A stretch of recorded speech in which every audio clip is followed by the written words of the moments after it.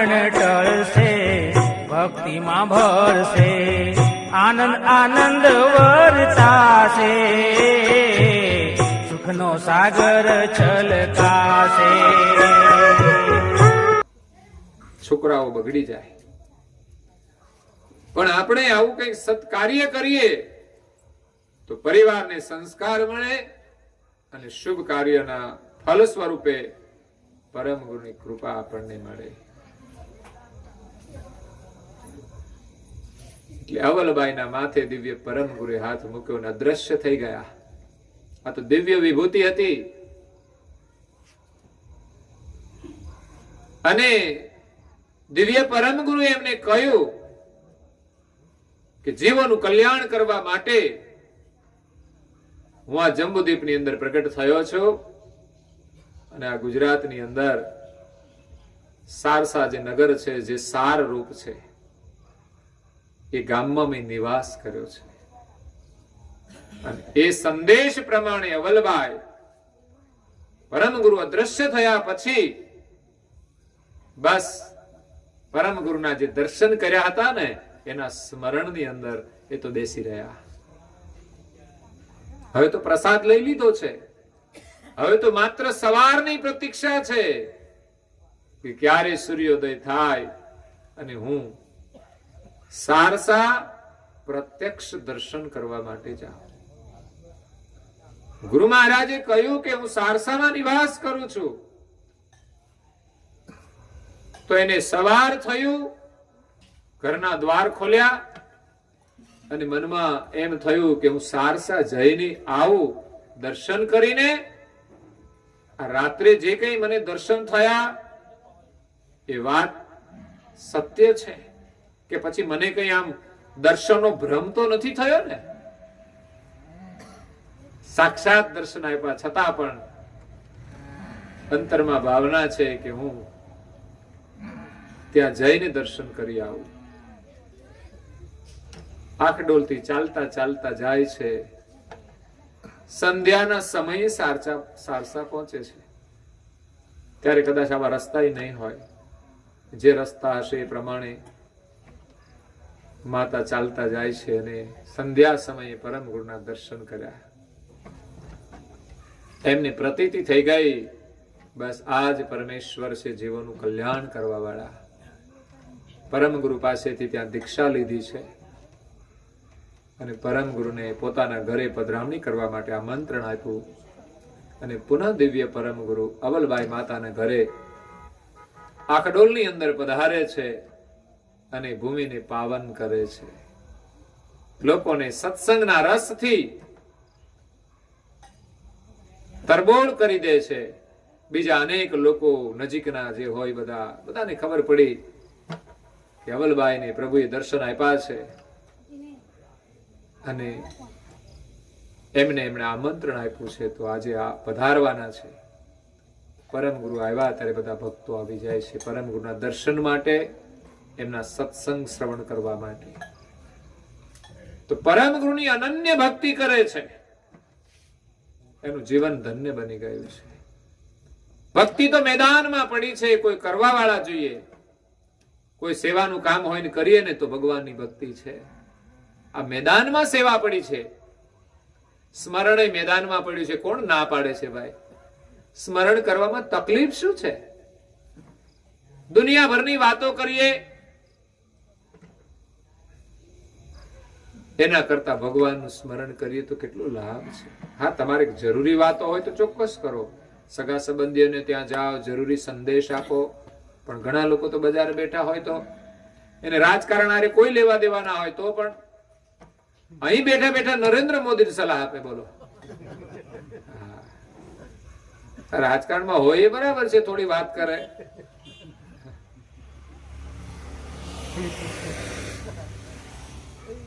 તમારા ઉદેશીભાઈ જંપલાયું છે.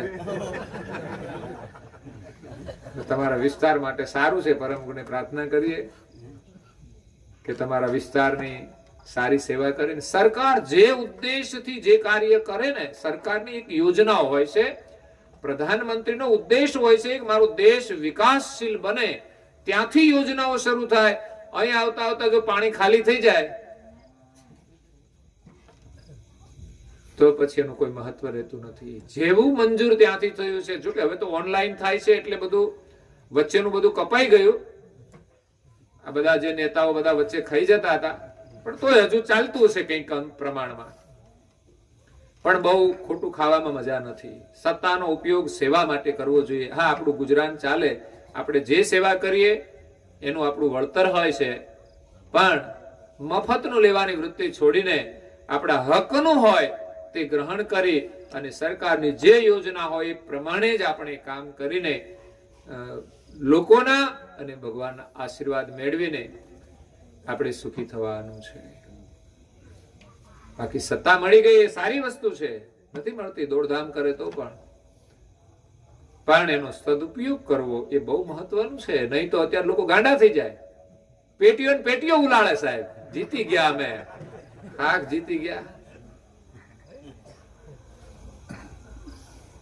ચૂંટાવા માટે, જીતવા માટે પેટીઓ ઉલાળે અને જીતી ગયા પછી પણ આવું જ કામ કરવાનું.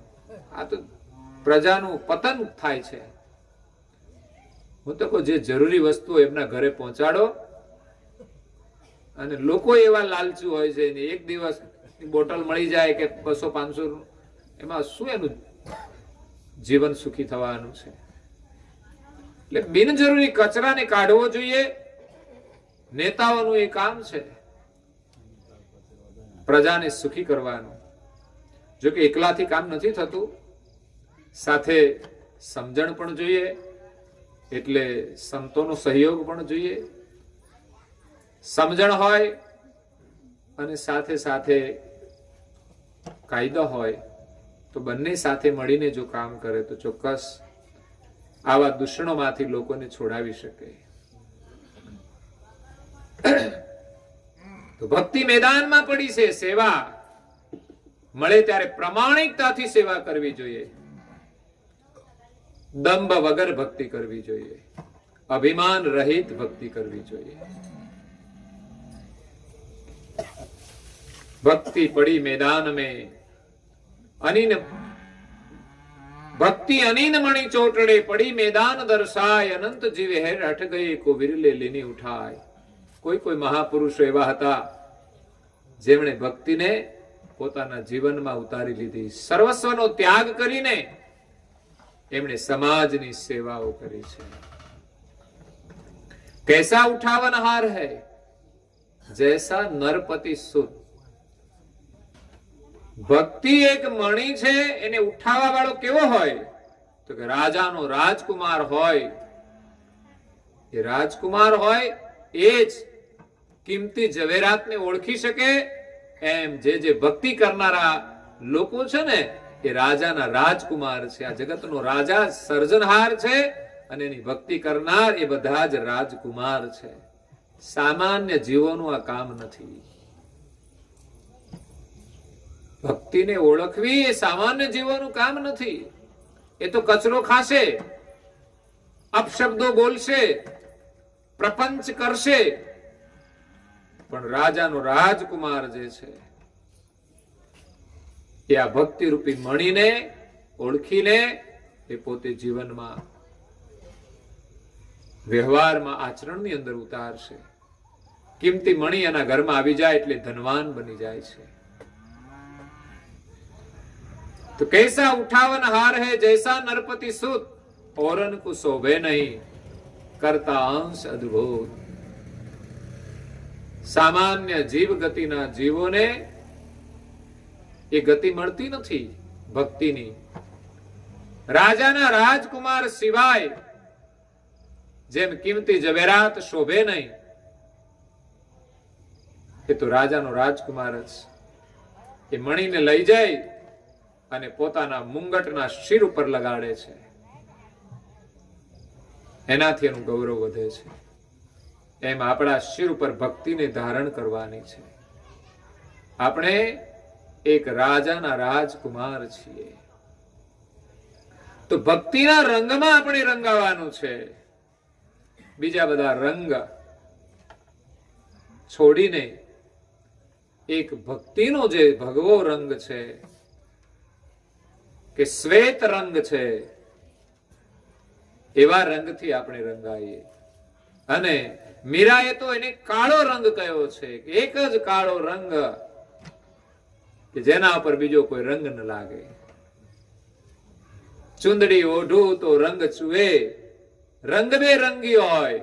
એને દુનિયાના રંગ બેરંગમાં કોઈ પ્રીતિ નથી. આપણું મન કેટલું રંગની અંદર રંગાયેલું છે. કપડા પહેરવા હોય તો જોયા કરીએ, આ સારું લાગશે, પેલું સારું લાગશે.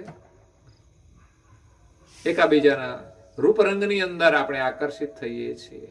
આખર તો બધું નશ્વર છે ને, ગમે તે રંગ હોય કોઈ ફરક પડતો નથી. પણ જેનું મન એક રંગથી રંગાઈ જાય છે એનું મન સ્થિર થઈ જાય છે. એક જ રંગમાં રંગાવાનું છે. ચુંદડી ઓઢું તો રંગ ચુએ, જે રંગબેરંગી હોય. પણ મીરાબાઈ કહે છે હું તો ઓઢું કાળો કામળો, જેનો રંગ દૂજો ન હોય. પછી ભગવો રંગ હોય કે સફેદ રંગ હોય કે કાળો રંગ હોય, એક રંગથી આપણે રંગાવાનું છે. એના માટે તો ભજન આવે છે ને,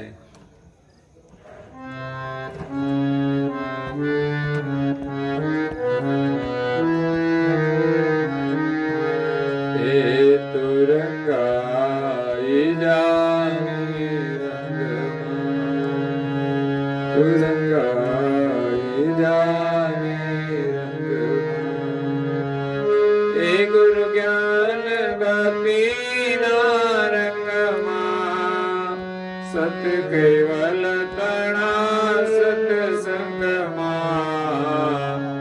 રંગાઈ જાને રંગમાં, રંગાઈ જાને ભક્તિના રંગમાં, સંતોના સંગમાં. એ ભક્તિના રંગમાં, સંતોના સંગમાં ટળશે ત્રિવેદીના તાપ, ટળશે શોક સંતાપ. જ્ઞાન વૈરાગનો યોગ મળતા, જ્ઞાન વૈરાગનો યોગ મળતા. એ આનંદ વર્તાશે તારા અંગમાં, તું રંગાઈ જાને રંગમાં, તું રંગાઈ જાને. ગુરુ જ્ઞાન ભક્તિના રંગમાં, જ્ઞાનના રંગમાં રંગાવાનું છે, ભક્તિના રંગમાં રંગાવાનું છે, અને વૈરાગના રંગમાં રંગાવાનું છે. કે સંસાર પ્રત્યે વૈરાગ ભાવ રાખીએ. બહુ મોહ સારો નથી, એ જ દુઃખનું કારણ છે. જે વસ્તુ મળે એ સહજતાથી ગ્રહણ કરીએ, એને વિવેકથી વાપરીએ.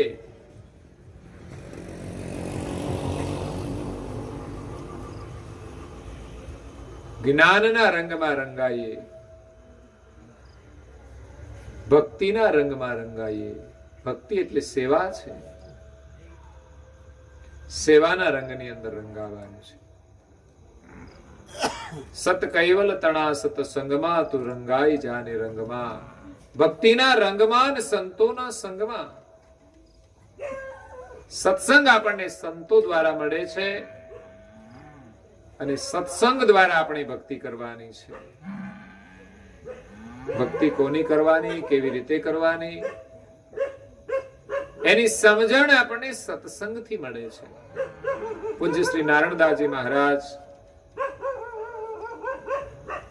આપણને ભક્તિનો મહિમા સમજાવે છે કે ભક્તિ કરવા માટે પ્રેમ જોઈએ.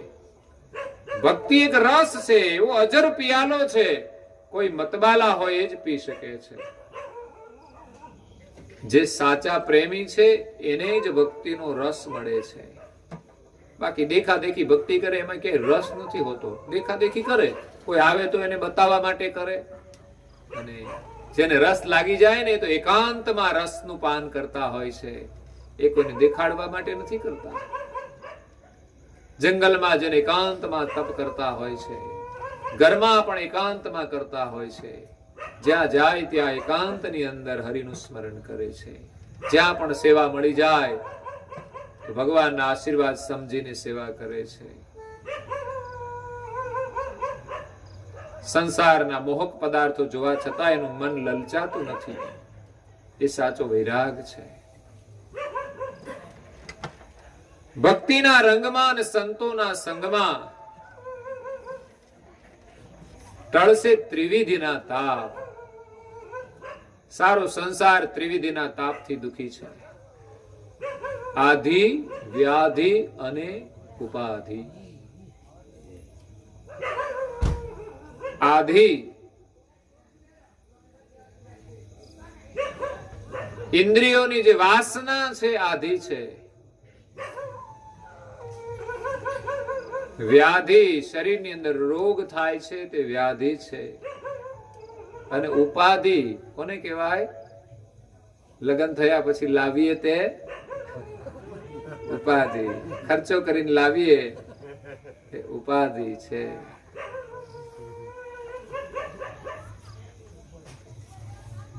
તો આધિ, વ્યાધિ અને ઉપાધિ સૌમાં રહીને લેવી સમાધિ. સંસારમાં રહીને પણ આપણે સમાધિ લેવાની છે, સમાધિમાં જીવવાનું છે. ઉપાધિ તો છે જ, પણ જો ગુરુ મહારાજના શરણમાં જઈએ ને તો કોઈ ઉપાધિ નથી. સાથે મળીને જો ભગવાનનું ભજન કરે તો ઉપાધિ નથી. પણ એકબીજાના મોહમાં ફસાઈ જાય કે ઘરમાં વસ્તુઓ માટે લડાઈ ઝઘડા કરે, મારા તારાના ઝઘડા ધીમે ધીમે શરૂ થાય તો એનું જીવન દુઃખની અંદર પસાર થઈ જાય છે.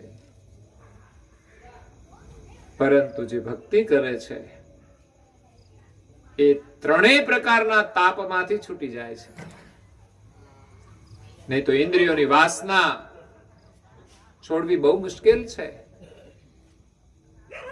ભક્તિથી જ, ભક્તિના રસથી જ ઇન્દ્રિયોની વાસના નિર્મૂળ થાય છે. ભક્તિ રસ એક ઔષધિ છે જે આપણી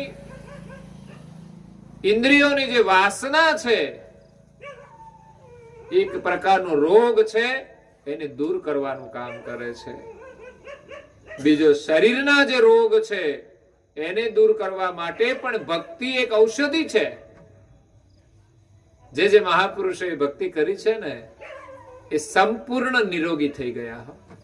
સંપૂર્ણ નિરોગી. એના શરીરમાં નખમાં કે વાળમાં રોગ નહોતો. સંપૂર્ણ નિરોગી. કદાચ શરીરમાં રોગ હોય પણ મન એનું શુદ્ધ હોય અને પ્રભુની અંદર જેનું મન લાગેલું હોય એને પછી શરીરના રોગનું કોઈ દુઃખ રહેતું નથી. એટલે આધિ, વ્યાધિ અને ઉપાધિ, એને પરિવારની ઉપાધિ નથી કરી. એમણે તો ભગવાનનું સ્મરણ કર્યું અને દરેકને પોતાના ભાગ્ય ઉપર છોડી દીધા છે.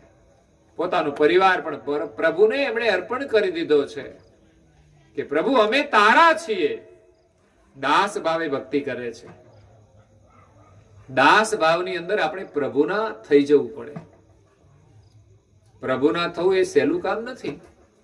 ઘણા લોકો મંદિરમાં દર્શન કરવા જાય અને ત્યાં જઈને બે હાથ જોડીને કે પ્રભુ હું તારો છું, અને ઘરે આવીને ઘરવાળી શું કે હું તારો છું. એટલે હમણાં કેતો તો તું એમનો છે, ફરી પાછો આમનો થઈ ગયો.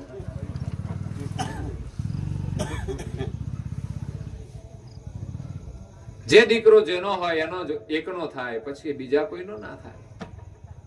પણ આપણે તો અનેકના થઈ ગયા છીએ. જે ભગવાનના થઈ જાય પછી દુનિયાના કોઈ સંબંધ એને મહત્વના નથી રહેતા. મીરાબાઈને શરીરનો એક ધણી તો હતો જ, પણ એમણે તો નક્કી કર્યો હતો કે મારો પતિ એક માત્ર કૃષ્ણ છે. ત્યારે એને સમસ્યા ઉભી થઈ હતી કે તારો ધણી તો આ છે, બીજો કોણ છે તારો ધણી? ત્યારે એના પર કલંક લાગ્યું હતું. પણ એમણે તો કહ્યું કે મારો એક જ પ્રિયતમ છે. આ તો શરીરનો સંબંધ છે, આજે છે ને કાલે નથી. અને આ તો જન્મ જન્મનો મારો સાથી છે.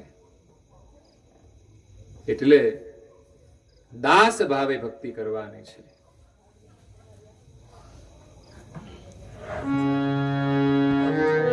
હે મુझे दास बना कर रख लेना भगवान तू अपने शरणों में.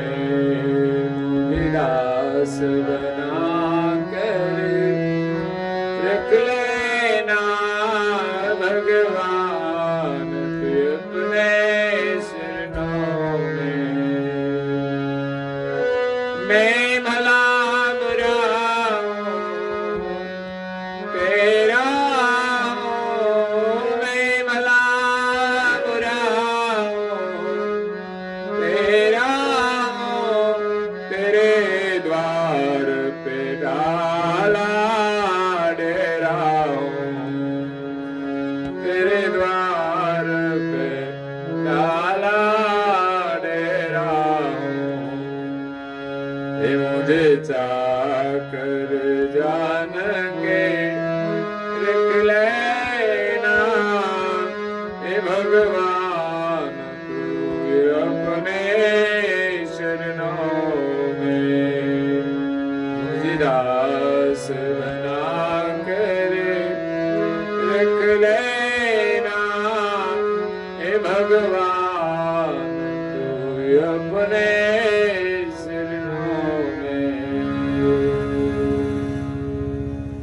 ભગવાનને આપણે રડતા રડતા વિનમ્રતાથી પ્રાર્થના કરીએ કે ભગવાન હું તમારો દાસ છું, આપના શરણમાં મને રાખો.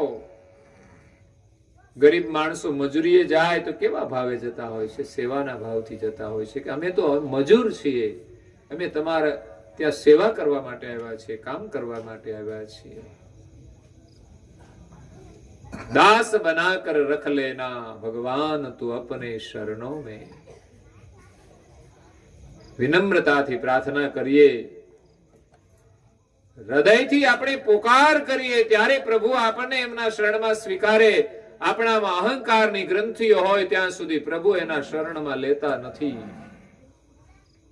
સંપૂર્ણ દાસ ભાવ આવશે ત્યારે પ્રભુ એના શરણમાં લેશે. આપણે પ્રાર્થના કરવી પડશે કે હે ભગવાન દાસ બના કર રખ લેના ભગવાન તું अपने शरणों में.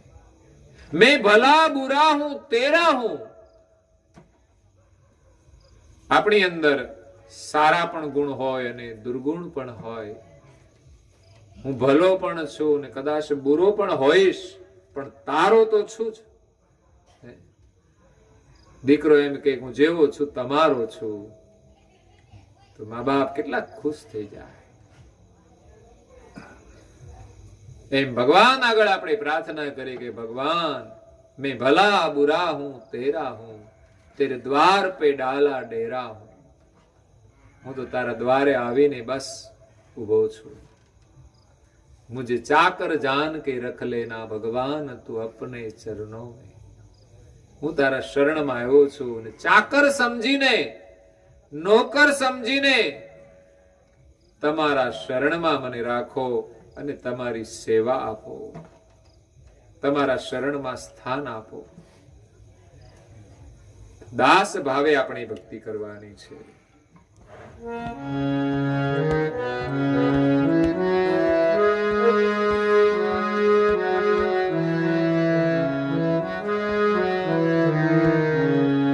जब अधम पे अधम उतारा है, जब अधम पे अधम उतारा है, उसमें नाम हमारा है, उसमें नाम हमारा है.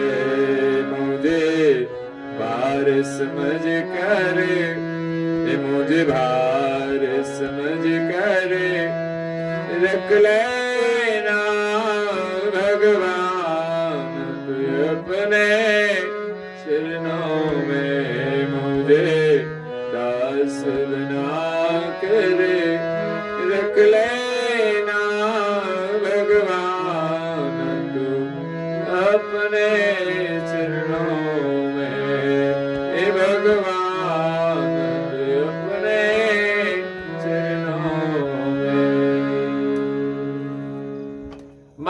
પુરુષોના હૃદયમાંથી કેવી વાણી નીકળી છે કે ભગવાનને રીઝવવા માટે કેવું ભાવ જોઈએ, કેવું હૃદય જોઈએ। जब अधम पे अधम उतारा है उसमें ही नाम हमारा है। સંસારની અંદર અનેક પ્રકારના જીવો છે, એમાં અધમ જીવોની એક યાદી હોય છે, મોટી યાદી થાય હો। સારા લોકો કરતા અધમ જીવોની યાદી બહુ મોટી થાય। તમે શોધવા જાઓ તો કોઈ કોઈ મળે સારા માણસો। तो जब अधम पे अधम उतारा है उसमें ही नाम हमारा है। हमारू नाम तो के छे अधम जे यादी छे ने एमां छे। हमारू जीवन अधम छे। जीव दशामां अमे वर्तमान करीए छीए, संसारना पदार्थोनी पाछळ अमे दौड़ीए छीए। आ पण एक अधम जीवन छे। इंद्रियोनी वासनाओ पाछळ अमे भटकीए छीए। तमने भूलीने अमे संसारमां भटकीए छीए। अमारुं जीवन अधम छे, अधमनी यादीमां अमारुं नाम छे। अने आ जगतनी अंदर अमे भार रूप छीए। भार समझ कर रख लेना भगवान तू अपने चरणों में। तो तू जेवा छीए तेवा पण तमारा शरणमां अमने राखो तो अमारो उद्धार थशे। अधमने पण शरण आपनार तो तमे एक छो। रामायणनी अंदर शबरीबाई पण ए ज वात लखे छे के मारू जीवन तो अधम छे, मारी ज्ञाति तो के अधम छे। हूँ तो एक नीच वर्णमां जन्मी छुं। एवी अधम स्त्रीने हे प्रभु राम तमे मने आपना चरणमां राखो, आपनी सेवा मने आपो। એટલે ભક્તિ કરવા માટે આપણું જીવન સંપૂર્ણ દાસમય બનવું જોઈએ। સહેજ પણ અહંકાર ન રહેવો જોઈએ, સહેજ પણ દંભ ન હોવો જોઈએ। તો અહીંયા દિવ્ય પૂજ્ય શ્રી નારાયણદાસજી મહારાજ કહે છે, ભૂલ પડી સર્વયાંશ કો कुन मम कुन कीर्तार कहे नारायण ते कारणे आए श्री कुबेर अवतार। शुरुआत में मैं कह્યું હતું કે ભૂલ પડી સબ અંશ કો कुन मम कुन करतार।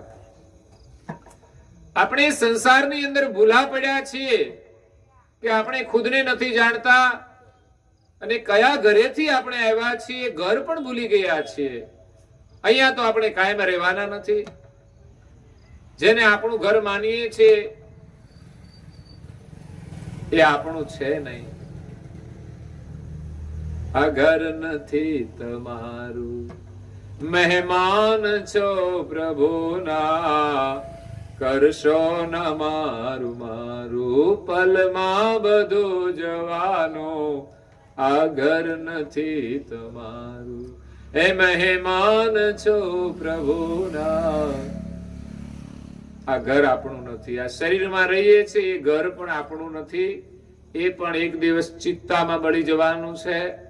આ ઘર પણ એક દિવસ છોડવું પડશે।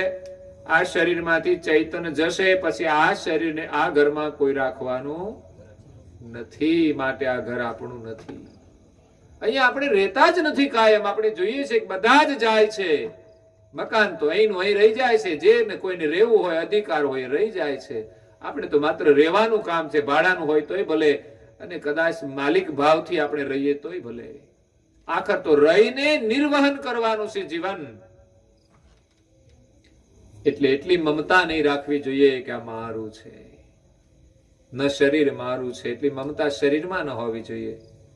શરીર પણ છૂટી જવાનું છે અને આ ઘર પણ છૂટી જવાનું છે, પણ હું કોણ છું એની ઓળખ કરી લઈએ, જેને આપણે ભૂલી ગયા છીએ। પરમ ગુરુ આપણને સ્વરૂપને ઓળખાવા માટે આવ્યા છે કે તમે સર્જનહાર કૈવલના અંશ છો। અને હવે ભક્તિ કરીને આ વાસનાથી નિર્મૂળ થઈ તમારા સ્વરૂપને ઓળખો. તો વાસનાને નિર્મૂળ કરવા માટે ભક્તિ કરવાની છે. એવી ભક્તિ કરીએ કે જેનાથી આપણી વાસના નિર્મૂળ થાય, આપણા સ્વરૂપનો અનુભવ થાય. ભૂલ પડી સબ અંશ કુકુન મમ કુન કરતા. આપણે આપણને ભૂલી ગયા. આવું બને? બને. આપણે ખુદને પણ ભૂલી જઈએ. ઘણી વાર વસ્તુ આપણા હાથમાં હોય છતાં આપણે ચારે બાજુ ગોતતા હોઈએ છીએ. વસ્તુ તો આપણી પાસે છે, છતાં ભૂલી ગયા કે મારા હાથમાં જ છે. બને છે આવું? આપણું જ મૂકેલું આપણને યાદ નથી રહેતું, એ પણ ભૂલાઈ જ જાય છે. આપણું તો મૂકેલું છે, બીજાનું મૂકેલું હોય તો ખબર ના હોય. આપણી મૂકેલી વસ્તુ આપણને મળતી નથી, એ ભૂલી જવાય છે. એમ આપણું સ્વરૂપ ભૂલાયું છે. એક કુંભાર 10 ગધેડા લઈ અને નીકળ્યો છે કઈ કામકાજ માટે. ઉપર કઈ વાસણો ભર્યા છે અને વેચવા માટે નીકળ્યો. પછી વચ્ચે એક નદી આવી, નદીમાંથી પસાર થયા. નદીમાં થોડું પાણી હતું. પસાર થયા પછી એને થયું કે મારા ગધેડાને ગણી લઉં કે બધા પૂરા તો છે ને. 9 ગધેડા પર સામાન હતો બધો, ને એક ગધેડા પર એમની સવારી હતી. તો બધા ગધેડા ગણે છે, એને તો 9 જ થાય છે. જે વાર્તા આપણે જાણીએ છીએ કે પોતે જે ગધેડા ઉપર બેઠો છે એ ગધેડાની ગણતરી કરતો, પોતાની જે છે એની ગણતરી ભૂલાઈ જાય છે. એટલે આમાં તો છે ને, આપણે પોતાની જાતને ભૂલી જઈએ ને તો પછી આપણામાં ગધેડામાં કઈ ફરક દેખાતો નથી. એટલે 10 ગધેડા હોવા છતાંય પોતાની પાસે જે છે એને ભૂલી જાય છે. એમાં જીવાત્મા પોતાના સ્વરૂપને ભૂલી જાય અને પદાર્થોની પાછળ દોડે છે. પણ શું, હાથમાં તો કઈ આવવાનું નથી. છેવટે જેટલું જરૂર છે એટલું ભોગવીને આપણે જવાના. સિવાયનું બધું વધારાની ઉપાધિ છે, દોડધામ છે, અને જીવન એની અંદર ખતમ થઈ જાય છે. અને એમાં આપણે કેટલા કર્મ કરીએ છીએ.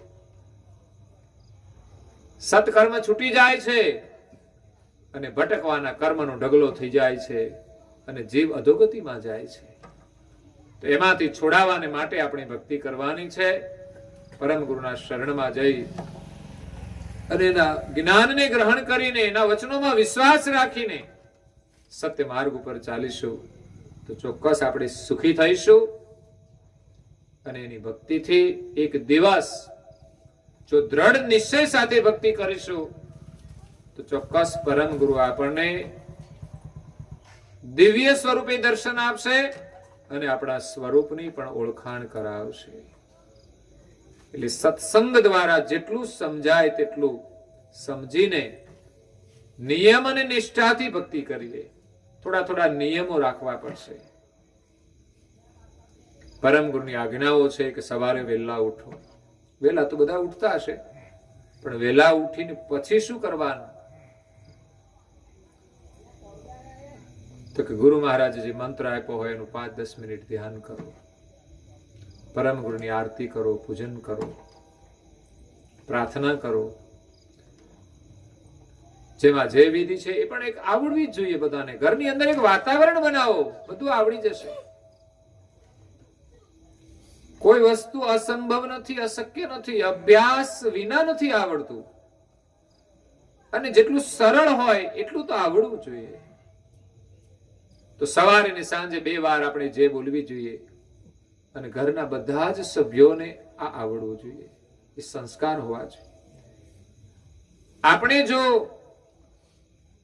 પરિવારમાં જાગૃત થઈશું તો જ આ પરિણામ આવશે.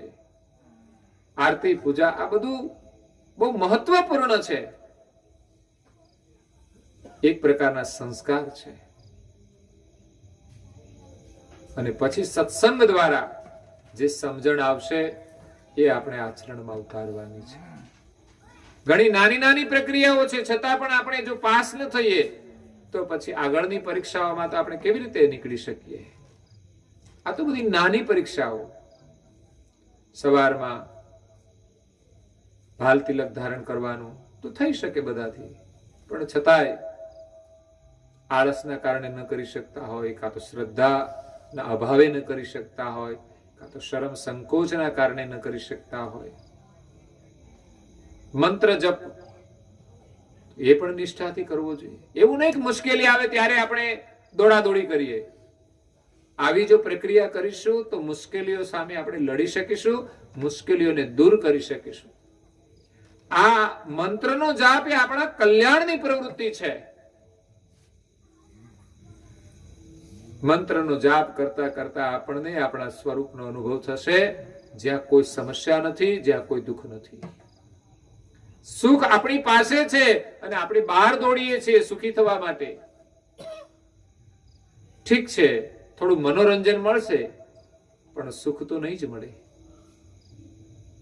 સાચું સુખ આપણા સ્વરૂપમાં છે અને મંત્ર જપથી મળે છે. પરમ ગુરુની આજ્ઞા છે કે તમે 720 જપ કરો, પણ વિશ્વાસ આવતો નથી. અને ટીવી ની અંદર એડવર્ટાઈઝ એમ કે તમે આ લો આ લો આ લો, એટલે આપણે લેવા જઈશું. બોલો કેમ? તો કે ટીવી વાળાએ કહ્યું છે એટલે વિશ્વાસ આવી ગયો. ફેર એન્ડ લવલી એ એડવર્ટાઈઝ આવે એટલે નામે આવડી જાય, અંગ્રેજી નામ હોય તોય આવડી જાય. મને ફેર એન્ડ લવલી આપો. કેમ? તો કે રૂપાળા દેખાઈએ. કોણે કીધું? તો કે ટીવીમાં એડવર્ટાઈઝ વાળા કહે છે કે તમે જો આ લવલી નો ઉપયોગ કરશો ને તો તમે આવા રૂપાળા થઈ જશો. એને તો માત્ર પિક્ચર જ ઉતાર્યું હોય, પણ એનાથી રૂપાળા થઈશું કે કેમ કોઈ ગેરંટી નથી. ફેર એન્ડ લવલી ની અંદર જો રૂપ હોય તો પેલા અખતરું કરી જવાનું એકાદ ભેંસ ઉપર. કાળી ભેંસ જો વ્હાઈટ થઈ જાય તો માની લેવાનું કે આની અંદર ગુણ છે. આપણી ચામડીનો જે કલર છે એ ઓરિજિનલ રાખો અને એની અંદર બહુ લેપા પોથી ના કરો. એનાથી આપણે સુંદર બનતા જ નથી. કદાચ બહાર ગમે તેટલું તમે ડેકોરેશન કરો, પણ વાણી તો બદલાવાની નથી ને. વાણી તો એની જ નીકળવાની છે. માણસ માત્ર બાહ્ય સજાવટથી સુંદર દેખાતો નથી. મીઠી વાણી મુખમાં હોય ને તો માણસ સુંદર દેખાય છે. માણસ હસતો હોય ને તો સુંદર દેખાય છે. તમે હસતા રહો ને, કોઈ મેકઅપની જરૂર નહીં સાહેબ. અને મેકઅપ કર્યો હોય ને મોઢું ચડાવીને બેસે, વિચાર કરો સુંદર લાગે? હસતા શીખો, મેકઅપની જરૂર જ નથી. તમે હસો એટલે અદ્ભુત સુંદર લાગે. ઘરડો માણસ હોય ને તોય સુંદર લાગે. બાકી યુવાન શરીર હોય, રૂપાળું હોય, પણ ચહેરા ઉપર તો બપોરના 12:30 વાગ્યા હોય, કાં તો એમ કે ઉતરેલી કઢી જેવું મુખ હોય, અને ઘરમાં જેની સામે જોવે એને કાતર જ મારે.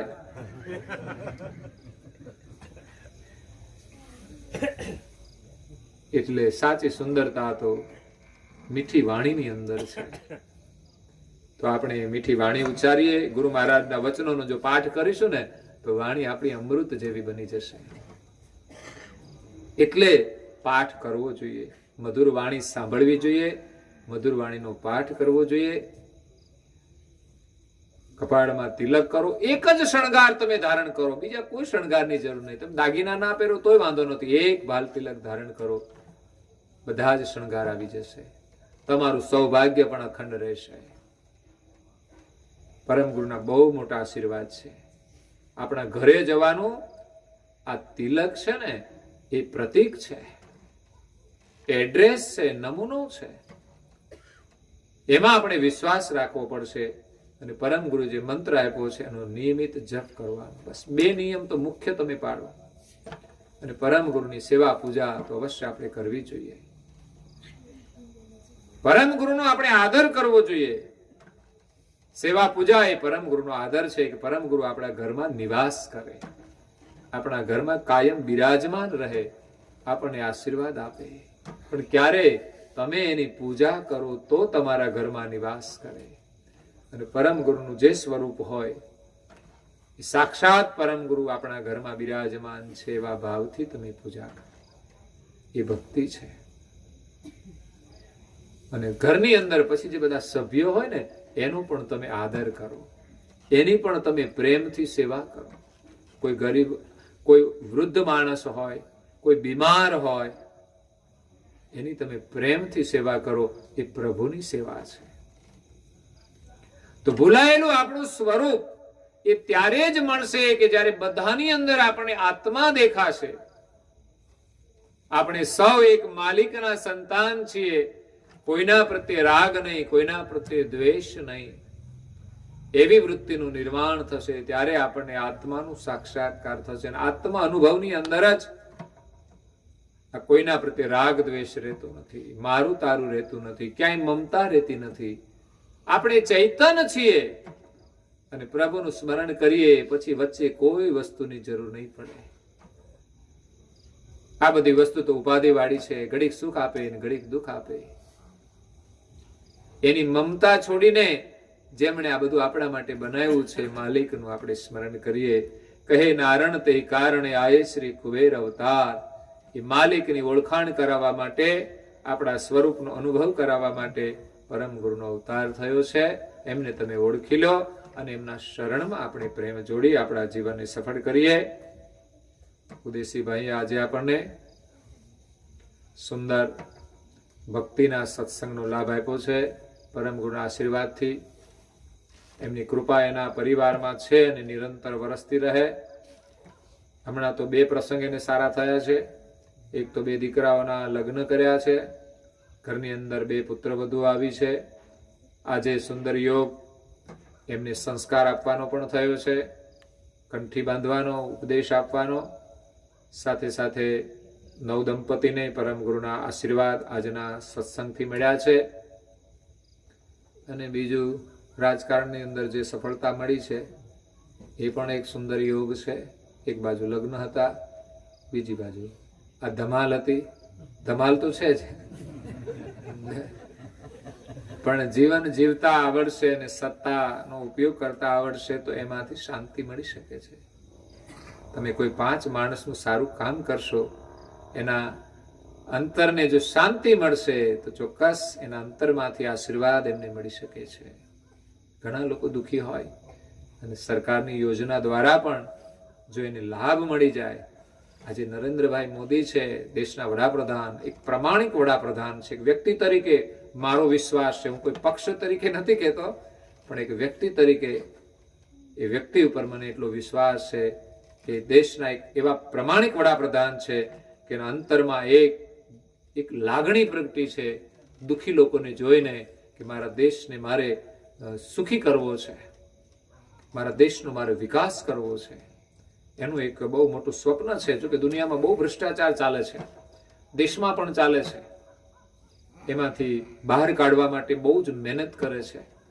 આજનો જે આધુનિક ટેકનોલોજી છે એનો ઉપયોગ કરીને પણ એ પ્રયાસ કરે છે. પછી તો દરેક વ્યક્તિએ પ્રામાણિક બનવું પડશે. નરેન્દ્રભાઈ મોદી વડાપ્રધાન છે, એના પક્ષમાં હોય કે સત્તામાં હોય, કોઈ પણ વ્યક્તિ દેશમાં સત્તા ઉપર હોય, દરેક જો પ્રામાણિકતાથી સત્તાનો ઉપયોગ કરશે તો ખરેખર આપણા દેશનો વિકાસ થશે.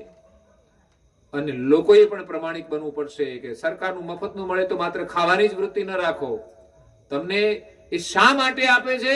તમે તમારા પગભર થઈ અને તમે વિકાસના પંથે આગળ વધો, તમારા બાળકોને ભણાવીને આગળ વધારો.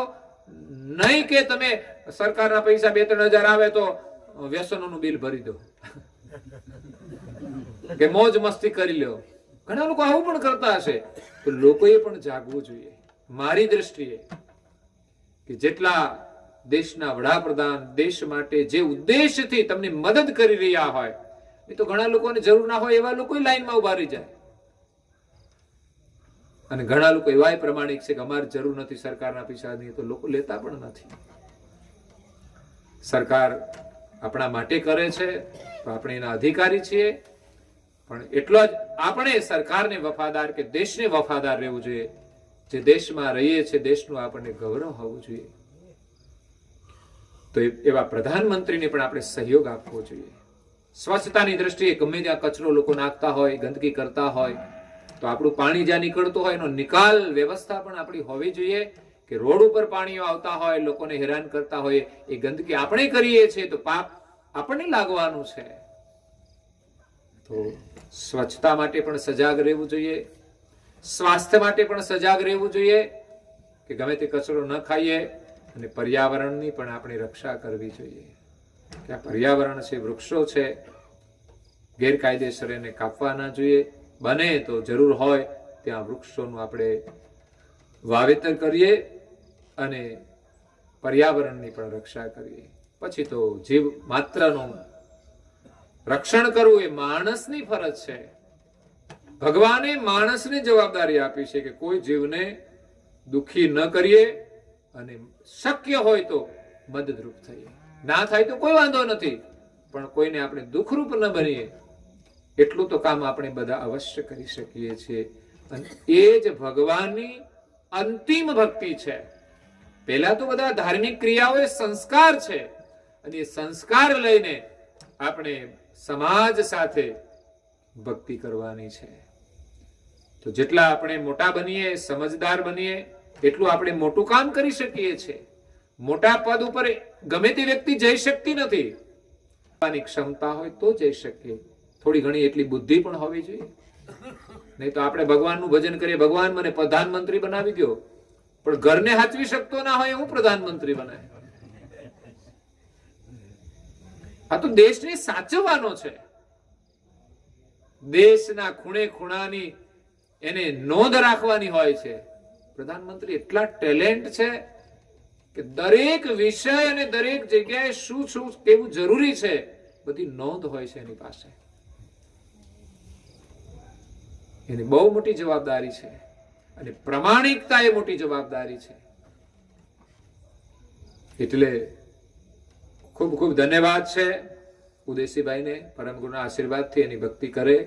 એમનો જે કઈ વ્યવસાય હોય, જે કોઈ કાર્યક્ષેત્ર હોય, એ કાર્યક્ષેત્રમાં પોતાની સ્વતંત્રતા છે, પણ પ્રભુની કૃપા રાખીને પોતાનો કાર્યભાર સંભાળે એવી પરમ ગુરુના શરણમાં પ્રાર્થના સાથે અહીંયા મારી વાણીને વિરામ આપું છું. અસ્તુ સતકેવલ સાહેબ. ભાડે રાખીને કામ કરીએ. श्री कृष्ण साई महाराज की जय। श्री परम गुरुकणा सागर भगवान की श्री नरवेद सागर महाराज की श्री सर्व सिद्धान की श्री सर्व देवान की श्री ज्ञान संप्रदाय की श्री गुरुवादी शारसापुर की कैवल धाम की कथा पूर्णावती का सतकेवल साहेब.